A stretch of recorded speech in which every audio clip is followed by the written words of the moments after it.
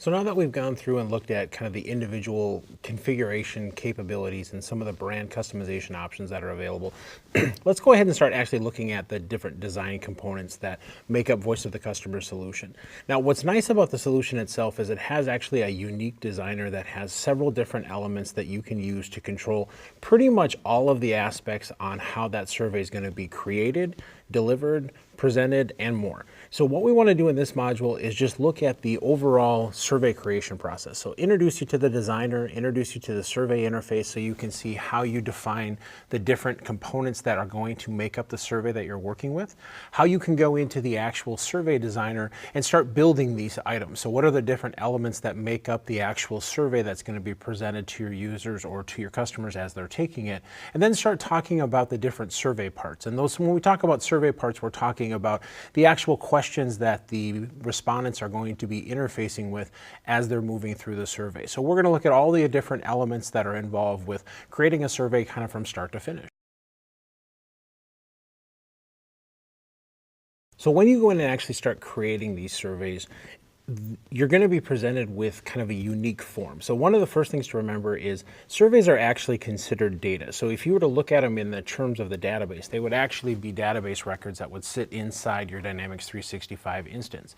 So when you open up a survey, you're actually just presented with several different forms that represent the different areas that you can modify within the context of the survey itself. So the first form that you're going to see is kind of the survey detail form, and that's really going to have your underlining functionality around that survey. That's going to be where you can define the theme that you want to use for your survey, what you want to call your survey, if you have a custom logo that you want to implement into the survey where that process comes into play. This is also going to have situations such as, the URLs that are going to get rendered, whether or not you can unsubscribe to this survey, are you going to allow anonymous access? These are the types of things that you would see kind of overall in the survey definition that you would see.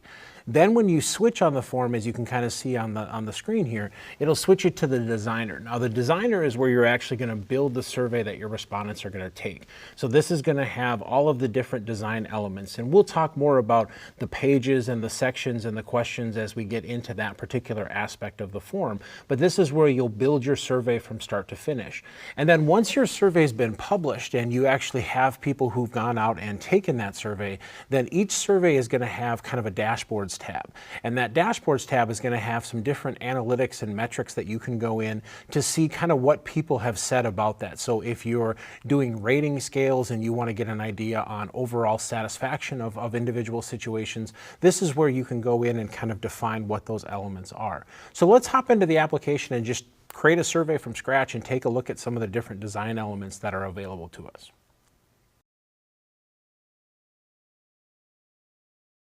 So if I go over into the Voice of the Customer solution and I select surveys, this is going to show me all the different surveys that I have in my environment. Now, out of the box, when you first install the solution, you will get kind of a default survey template that'll be in here that'll be kind of in a draft mode. And then any other additional surveys that you create will then have information or start to be created or associated with them. Once you're ready to deliver a survey and actually have a survey delivered out to your respondents, you will be able to set that survey as a published survey. And so that'll actually publish it up to the cloud so people can take it. So when you come into here, you'll be able to see what specific surveys are currently available, which items are in draft mode, and which items have actually been published where people could be taking them. So what we have here is I actually have an unsubscribed survey that we created that we'll be using for unsubscribe links as we're creating new surveys throughout the remainder of this course. So if I were to go in and just click on New, this is going to open up my survey page.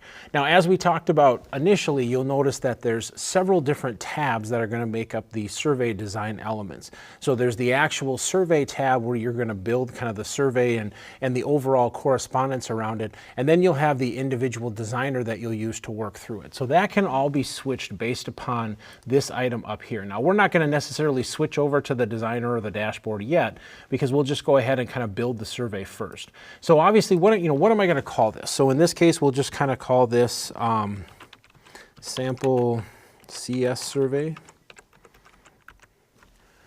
You'll notice that it comes into a draft, and I'll be the owner of this survey, which is absolutely fine. Now, the notes and activities, this is also going to store things like the translations, because obviously one of the things that may potentially happen as you're delivering these surveys is we may need to deliver these surveys in additional languages. So there will actually be kind of a translations XML file that gets created that you could use if you wanted to add additional languages and then provide labels and items for those survey questions that would be pushing out so people could respond to those in a native language. You'll see that once we save that the translations file kind of gets created from that standpoint. Now, the other thing that you'll see is a lot of these surveys may have different dates that you're going to run these through. So by default, it kind of kicks this individual information out, about 5 years or so you can see specifically when it's going to expire. If you wanted to run this for just a short time period, you could come into the close date and you could specify when you wanted that to actually expire. Now you get into some of the additional situations around how people are going to interact with this. So in a situation where you have people taking this survey, are you going to let somebody take the survey more than once? So one of the options that you see here is you restrict multiple answers or multiple submissions. In this case, if I say yes, now once somebody is sent this survey, and when we talk about somebody being sent the survey, we talk about an individualized person. They will not be able to take the survey more than once. But at the same point, I might want to distribute this anonymously. So one of the areas that I'll see in here is the ability to control whether or not people have the ability to request or work through this anonymously. Now, if I want to prevent people from, like robots taking the survey, I can use kind of my CAPTCHA. I can associate CAPTCHA with this survey, so it will get kind of a code that they have to interact with first before they actually work through this. If I want to allow them to be able to enable this through social sharing and provide links to the survey, I could do that. In this case, maybe since it's going to be a customer satisfaction survey, I don't necessarily need that, so I'll probably just leave that at no. But then ultimately, as you're working through these, you may or may not want somebody to be able to unsubscribe to your survey. And so you saw that kind of in the overall beginning that I might have, an unsubscribe message. So in this case, I could go ahead and say, yes, I do want to allow unsubscribe. And what is the survey that I want to use? So I have an unsubscribe survey that we've created. I can go ahead and select that. Now, the reason that this particular survey is available is because this is the survey that's published. And that's really important to note when you're working through these. You can't select a survey as the unsubscribed survey unless it's a published survey as part of your organization. So this one has been published. And now I just need the link that is going to be presented to them probably at the bottom of the survey. So if I want them to be able to unsubscribe, maybe I'll type in, click here to unsubscribe.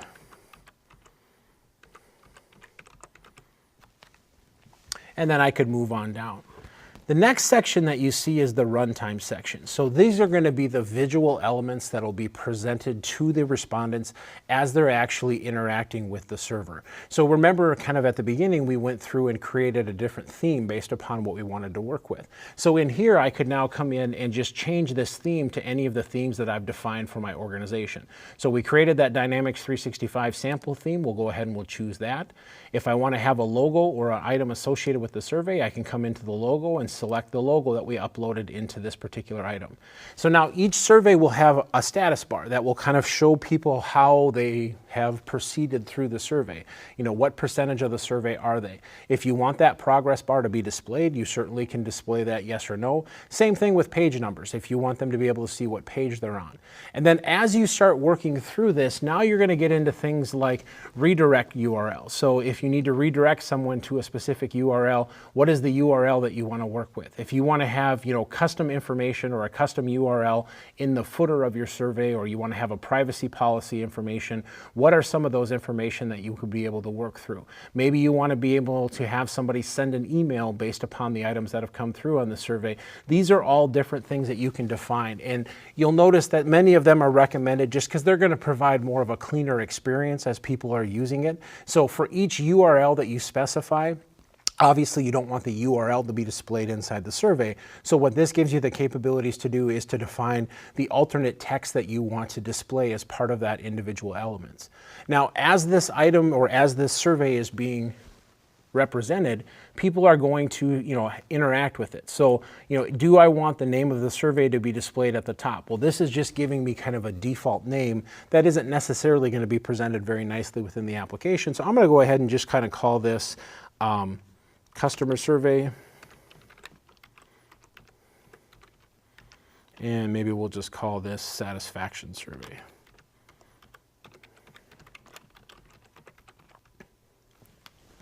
Now, if somebody has already taken this option, so somebody does go in and try to take the text, what do I want them to actually see as part of that option? So this would be the text that would be displayed inside the survey if somebody has taken it more than once. If I wanted to go into the completed text, this is the item that I could display at the end of the survey. So I might just say, thanks for completing our survey. Now, if I had another area that I wanted to direct them to, maybe a products page or some type of marketing page that I wanted to redirect them to here, I could display this completed link URL at the end, and this would now provide a link that somebody could click on to go somewhere else. And then the other option that I see in here is kind of my next and previous text. So you're going to see buttons at the bottom of the survey that allow people to proceed through and move through general sections of the survey. Right now they're going to be labeled as either next or previous. You have the capabilities to define what those buttons are going to be presented with inside the actual survey itself. So as you're building kind of these visual elements, the next option to talk about would be the invitations and actions. So ultimately, when you're distributing this survey, what's going to get created is what's called a survey invitation. Now, this survey invitation might get created just based upon an email that is sent out to somebody that contains the link to the survey. Maybe you have a workflow that's going to run whenever a case is resolved. So whenever a case is resolved, a workflow is going to run that sends an email out to somebody. That email is going to have a link to the survey embedded in it. And once the survey is published, that unique URL for the survey kind of gets pre-populated. But if you don't specify an invitation text link, you're actually going to get some big long link that's presented to your user. So if you're looking for something, very simplistic that you want to display, in here I could just go ahead and say something like, click here to complete our survey.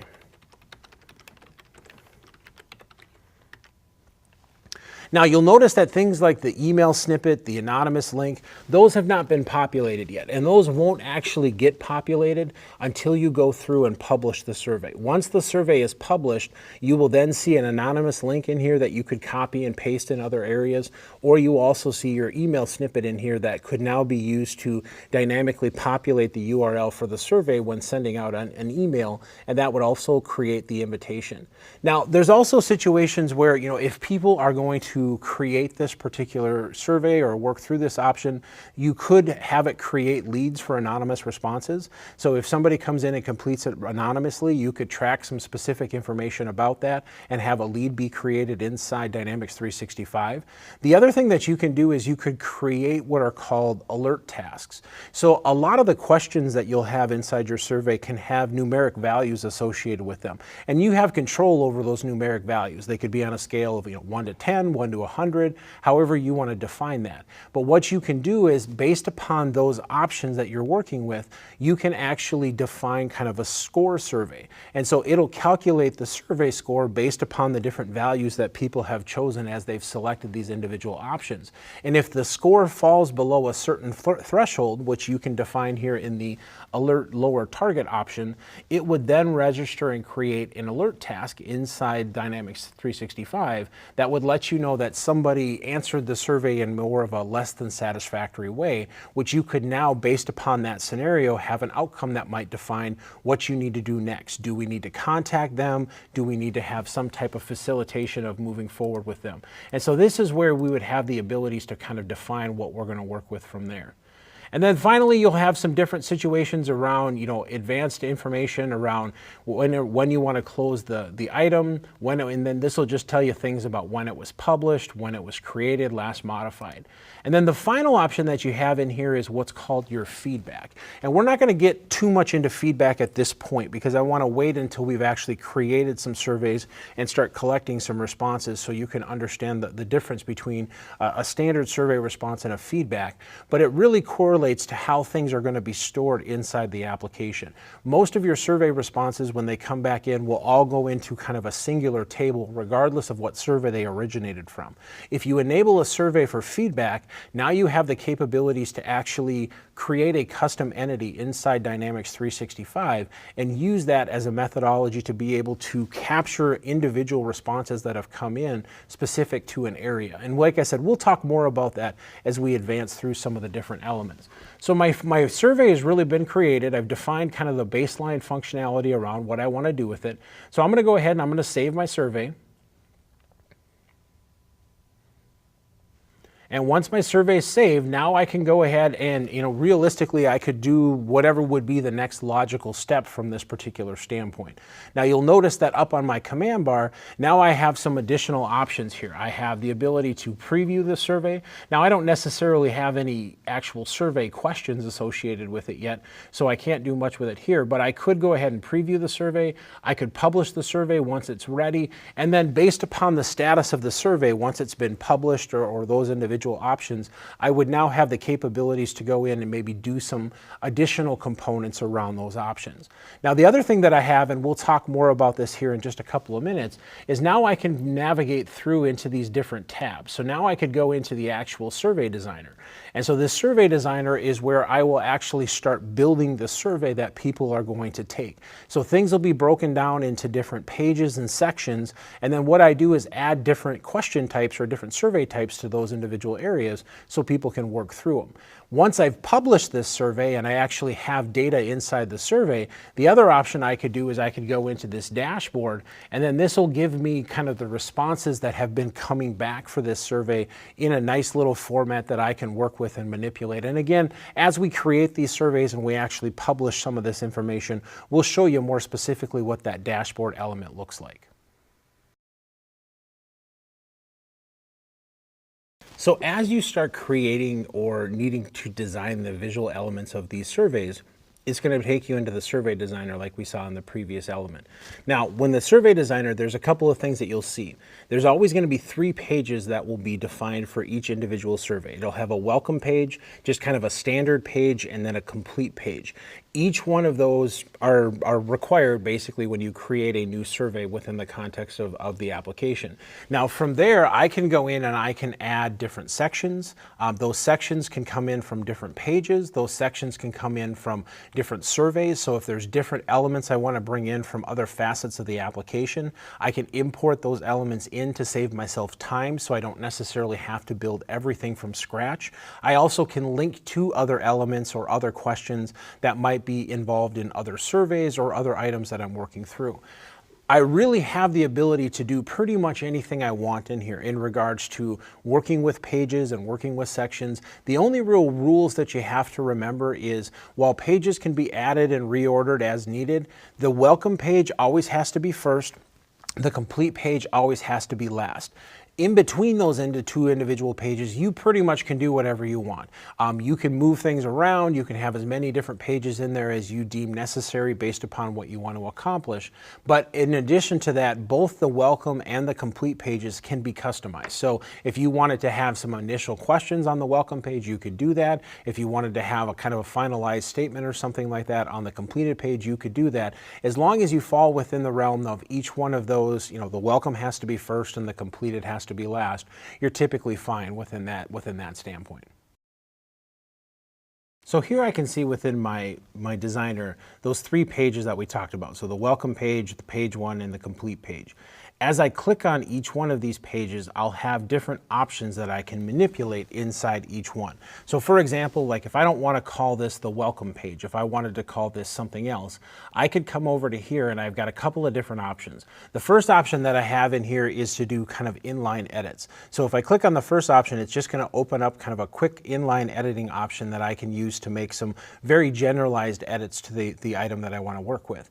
Most of these items, whether they're pages, whether they're sections or individual survey parts or questions, have a more detailed designer that you can go in, which will have some additional properties that might do things like control visibility, control requirement levels, even give you some baseline formatting options when you start talking about your individualized survey parts. So if I wanted to, I could come into here and I could make a specific change. Now I don't necessarily need to do anything to the welcome page, but maybe in the welcome section, I want to go ahead and make kind of a quick inline edit. So I'm just going to say, welcome to our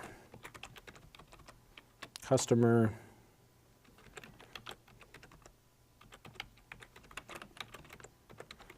satisfaction survey. Now I can hit save, and that'll commit the changes right in line from the editor, and then I can start working with information from there. Here, if I wanted to have some additional text to provide items within this, I could go ahead and edit this information, and in here I will just say, please take a moment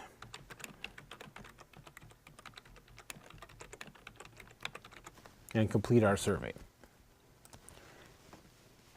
Every page item that you work with will have much of the same capabilities. So now if I were to go into page 1, I maybe don't want to call this page 1. Maybe I want to call this, agent satisfaction.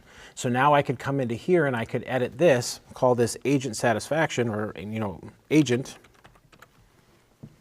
hit save, and then follow much along the same principle. I could now come into here, edit this information, and please tell us about your agent experience, and then save. And I could continue this process both for the welcome and the complete pages. Now you'll notice that when we created the survey itself, we actually went in at the end and we provided kind of that complete text, or that end of survey text. That's where that thanks for completing our survey has come into play. Now as I'm going through this, I might find that there's additional pages or items that I want to present as part of this survey. So now I could come into here, and with the agent survey selected, or the agent page selected, I could come into here and I could add a new page. And now when I add that new page, it's just going to ask me, okay, what page or what do I want to call this? And so what am I going to name this, and what survey am I going to associate this with? So in here I can see that this is a lookup field that associates it with the customer service survey that we just created. In this place, maybe I'll just call this organization, and save and close. And now I have an organization page that is shown right after my agent page. Now from in here, because I'm within the actual pages themselves, now I have arrows that I can use. And so I can now use these arrows to reorder or position these individual pages in specific spots within the application. And if for some reason I didn't want one of these specific pages, I could just hit the delete option that you see down there as well, and I could delete these. So this is really now how we're going to design what the navigational experience looks like inside this individualized survey. Once you kind of have an idea as far as, okay, here's how we're going to navigate through the survey, and here's the different pages and the orders in which they're going to be presented, the next part is to actually go in and start building the actual survey parts and adding the survey components. Now the nice thing about the way Voice of the Customer solution is laid out is a lot of the standardized parts that you might use within a survey have already been pre-created. So they already have question types that have been kind of predefined inside the application with some baseline functionality predefined. You can very quickly just add those into your survey so you can kind of get started with information, and then from there you can start, editing individualized components to really start to personalize that experience based upon what you're doing. Now the list that you see here doesn't necessarily represent the entire list, but it does give you, a pretty good idea as far as some of the different options that you would see in here from a survey part standpoint. So if you wanted to have, specific sections or individualized sections within the application, you could go in and you could define the section option. If you wanted to have, text boxes where people could enter, specific responses either in a long or a short format. There are specific survey parts for answers, so basically providing text boxes. There's a rating field. The rating responses are kind of cool because initially they'll show things in the context of stars, but you can actually use that as like flags and smiley faces. They have different visual elements that will be presented to the users as they're going through and working through these. Now you might have situations where you want to provide them with a few 5 or 6 different answers that they can check from. And maybe they can either select one answer or they can select multiple answers. That's where your single and your multiple responses comes into play. So you now have the capabilities to go in and actually have them select, one item from a list or multiple items based upon what you're trying to accomplish. When you get into ranking situations, you can provide a question and a series of responses, and then you can allow users to rank those individualized responses on a different scale or an order of importance. So if you need them to kind of pre-establish establish things, they can work through those. And then you get into more specific type situations where you get into things like your Net Promoter Score. And your Net Promoter Score actually has a report built into the application that allows you to see, where people are classifying from those situations. So these would be things like on how likely they are to recommend recommend a product or a service or an item that you're working with. You could also get into customer effort scores. This uses kind of a 5-star scale to determine how much effort the actual responder had to put into the survey. So again, we want to make this as minimally invasive as possible. So some of these options give us those capabilities. And then we can get into rating situations where we can set up different question types that have multiple items that we can rate. We can actually let them upload files. These are all just standardized features and functionality that could be brought into this to help more personalize the experience from that survey taking standpoint. So let's look at this kind of in the context of our survey. So this is the agent page. We want to understand, how happy they were with the specific agent that we worked with. So in this case, maybe I'm going to have them provide just kind of a rating. So I have my rating survey part. What I can do with my rating survey part is I can just kind of click, hold, and drag, and I can position this much like if you were doing a form customization inside actually, the Dynamics 365 interface. I have kind of my red line that constitutes where I'm going to put it. Once I drop that individual item into here, it'll create the question or the survey component for me. And now it's inline editing. So all I would simply have to do here is put in the text that I want to use for this individual question. So I might say something like, how would you rate the agent's knowledge? And then I can save and move on to the next component in my design element. Maybe now I want to ask how quickly they got back to somebody, and I want to give them a couple of different options to define what that process looks like. So maybe in this case now I'm going to choose a single response, and I'm going to drag this single response, and I'm going to just ask them how quickly the agent got back to them.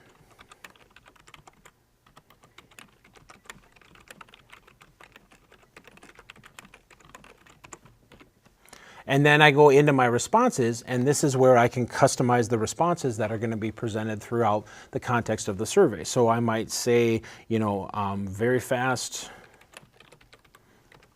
average, very slow, and then save. So as you can see, based upon what these individualized situations are, there's just lots of different options. And as I continue to work down, I can see that I have a smiles rating, I have a list of ratings, I have different single rating column options, I have different just different options that might constitute what it is that I want to work through when I'm going through. Maybe I'll add one more option here and say is there we should know about the agent.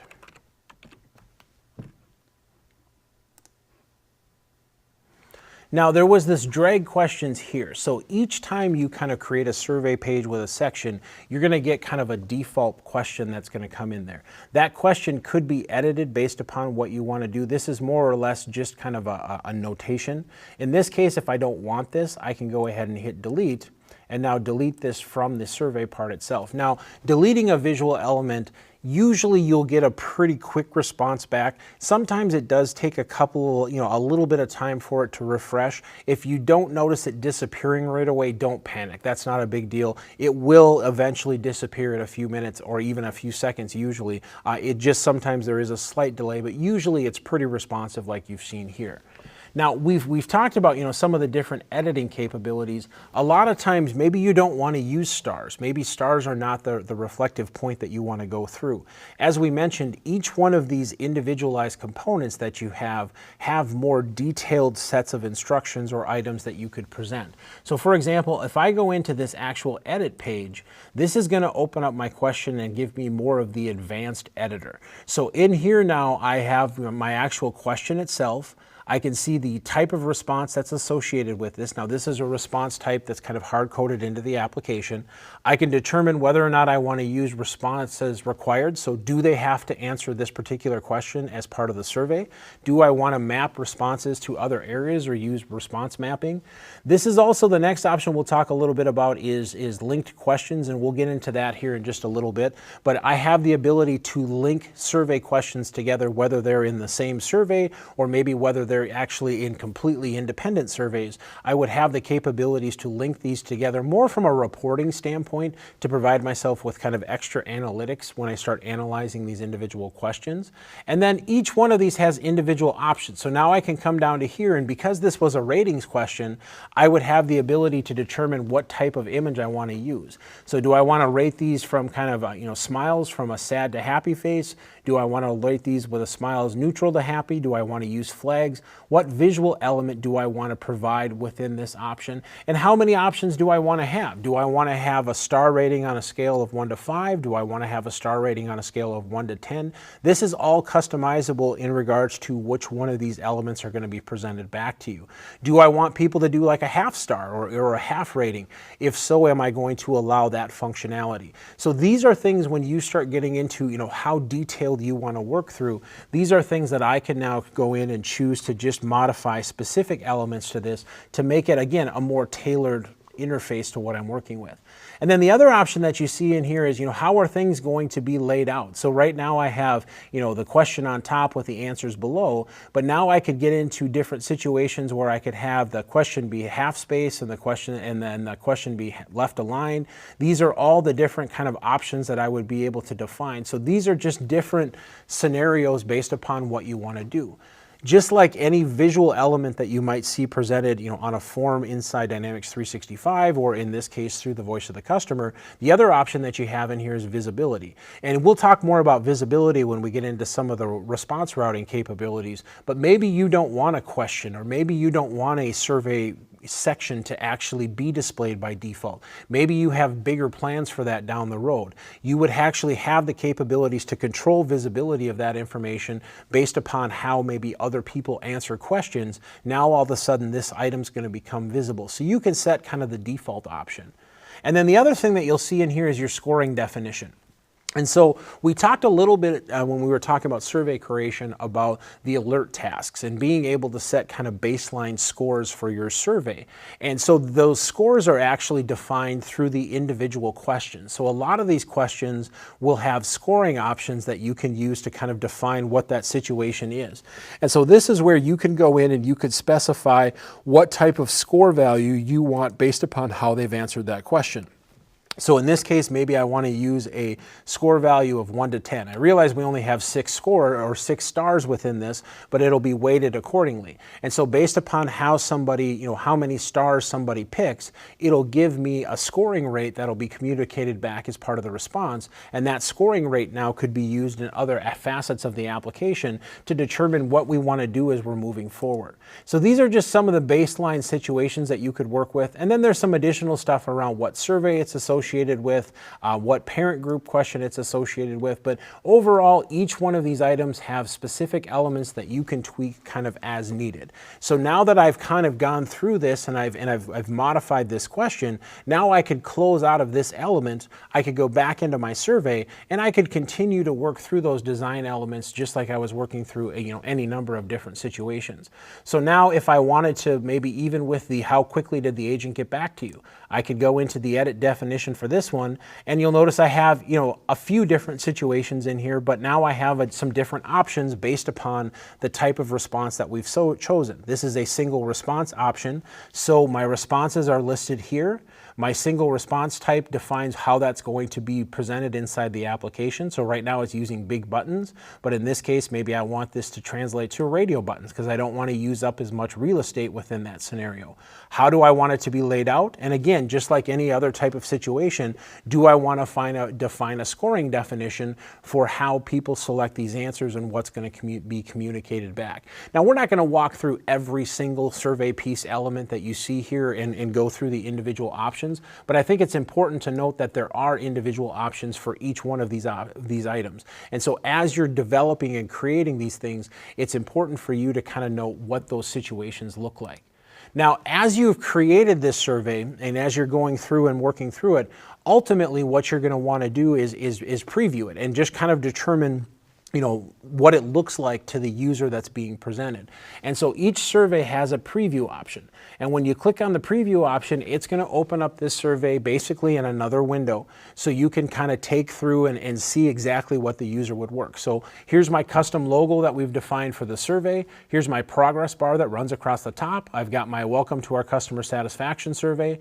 I've got my CAPTCHA information, so I can go in here and plug in my item. Hit Start Survey. Oops. Helps if you type it in right. Oops.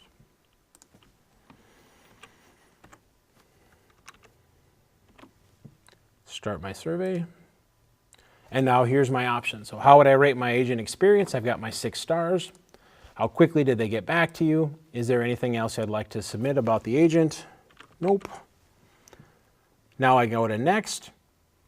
Takes me to the end of my page, tells me that I'm done. Now I could go ahead and hit submit at this point, and then it would submit my responses. Now obviously, since this is in preview mode, it's not going to save my responses, but at any point I have the ability to come in, preview that, and just see what type of experience people are getting based upon what they've chosen.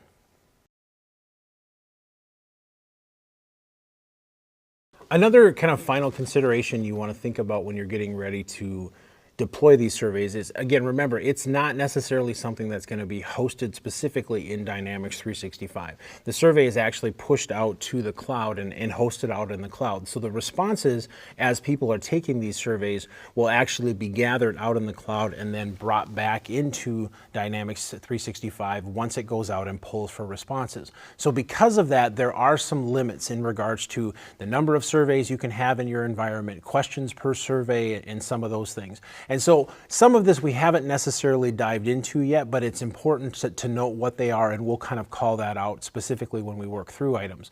So one of the biggest things to remember is you can have a maximum of 200 published surveys. So when you're creating these surveys, you can have no more than 200 published surveys at any given time. So if you run into situations where you're getting close to that, maybe there's older surveys that you're not using, that's where you can kind of unpublish those surveys or take them down from the cloud. Each survey does have some limitations in regards to how many questions you can have. So the maximum number of questions that you can have is 250 questions per survey. It says down here 40 if enabled for feedback. We haven't necessarily talked about feedback yet, but that's that scenario where it's going to create that custom entity. Those are used for very specialized types of surveys. Usually those are surveys that are going to be longer running, expanded over time situations. They're going to be, things like customer satisfaction where you're going to be sending them out on a fairly regular basis. So 40 questions really isn't out of, the realm of being reasonable based upon what you would want to see. But we'll talk more about that when we get into the individual items. You can have no more than 25 pages per survey maximum. And then the other thing to remember is it uses kind of a 24-hour limit. So when you're sending out invitations, one of the things that you can do is you send out email invitations. Those email invitations can actually contain what are called pipe data. And we'll show you that actually in the next module, where it's actually taking information from Dynamics 365, feeding it into your survey so you have a more personalized experience. Within that situation, you cannot exceed 10,000 email invitations in a 24-hour period. And you also cannot pull in or receive more than 2,400 survey responses in a 24-hour period. Now, that's not a big deal in the grand scheme of things. If you're going to send out, 12,000 survey invitations in a 24-hour period. Once you hit that 10,000 maximum, it's just going to queue up the remaining 2,000, and as soon as you get to the top of the next 24-hour period, it'll go ahead and send those off. So it's not like it's not going to send the information out, but just be aware of some of those limitations. Primarily, if you're doing kind of a large marketing survey and you have a large marketing base, the 2,400 survey responses in a 24-hour period, that might be one that you do need to be kind of aware of within that situation. And then the other thing is, your storage limitations from within the Voice of the Survey solution is limited to 1 million survey responses. Now, obviously 1 million survey responses is quite a bit, but keep that in mind as we start going through and defining how you're going to store information and when maybe you need to purge some of those items as you're moving forward. Now, the other thing that I want to mention is how surveys work from a solutions perspective. You know, a lot of times when you start talking about customizing Dynamics 365, you know, we talk about creating entities and storing those entities inside solutions so we can transport them. Well, when the surveys themselves are actually considered data. And so because of that, I don't have my same capabilities around importing and exporting surveys as far as solutions. There is no way to include survey data inside a solution. So I do have to look at if I want to, you know, transfer my surveys from one implementation to another, I would have to do that through something like, you know, data import, configuration migration, maybe data load or something like that. Now that's not necessarily a big deal when you think about the fact that you're probably not going to build a lot of these surveys in dev environments anyway. You're probably going to build these surveys in your production environments and then maybe send them out just to small intervals of people. So you probably don't have to do a lot of transferring of surveys, but it's still important to note that they are not necessarily considered solution components. Same thing would be true with themes and images. Those are items that are just considered data records inside the application and therefore cannot be included in solutions. So you may need to look at, you know, configuration records that you need to actually have created. So you may need to create that in any new environment. If you go in and you physically make customizations to voice of the customer entities, so if you modify, you know, the survey form or you add a field to the survey form when people are creating them, those absolutely are solutional based components, and those options can be included in the voice of it or in your solutions and exported. But remember that voice of the customer is a managed solution, so I can't modify that base solution directly. I would have to create a new solution that contains those components, make the modifications, and then export that out and put it into a new environment. And in order for those items to be able to be imported into that new environment, it's just like any other solution. That voice of the customer based solution does have to be present in that new environment in order for that information to push across. So as you can see, there's a lot of capabilities around the voice of the customer solution, particularly when it comes to building and designing the surveys that you want to deliver to your customers. Now, you do want to make sure when you start getting into those that you are giving some thought to who the people are going to be that are actually consuming those surveys. Because again, that audience is going to drive and determine how many questions are put into there, how many pages are put into that survey. So you're ensuring that you're able to maximize the amount of information that you're retrieving back from those customers without having high abandon rates inside your survey. Once it comes to actually designing the survey, the designer form is where you'll be delivering and building the content that's going to be part of that. And as you saw throughout the course of this module, there's a lot of flexibility in there around how you want sections to be presented, how you want individualized information to come into those individual pieces. There's a lot of different options for what you want to put into there. Regardless of how you build your surveys or what you're working with, just be aware of some of the different limits that are in place. The number of questions that you can have, the number of pages that you can have, but more specifically the number of daily limits for each different type of survey that you're creating. Because bottom line here is you want to make sure that you're still able to reach your intended audience as quickly and as effectively as possible and get back as much of that information during, you know, a specific 24-hour period as you can. So from a reporting standpoint, you have the ability to really effectively report on the results that you're getting from the surveys that are being taken.